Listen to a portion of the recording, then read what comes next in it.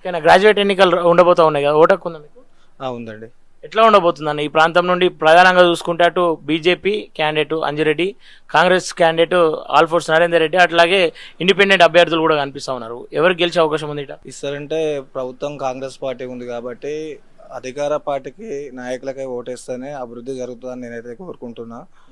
మిగతా వాళ్ళకి వేస్తుంటే ప్రభుత్వం లేదు కాబట్టి గత ఎన్నికల్లో ఎంపీ ఎలక్షన్లో కూడా 8 సీట్లు బీజేపీకి ఇచ్చినాము. వాళ్ళతో ఇప్పుడు మన బడ్జెట్లో కూడా చూసినాము. ఆ బడ్జెట్లో వాళ్ళ ఎలాంటి నిధులు కూడా తీసుకురాలేదు. కాంగ్రెస్ పార్టీ ఆల్పోర్ నరేందర్ రెడ్డికి ఇస్తే అభివృద్ధి జరుగుతుందని మేము అనుకుంటున్నాము. ఎందుకంటే ఆయన ప్రైవేట్ సెక్టర్లో కూడా చాలా ఫండ్ తీసుకొచ్చిండు.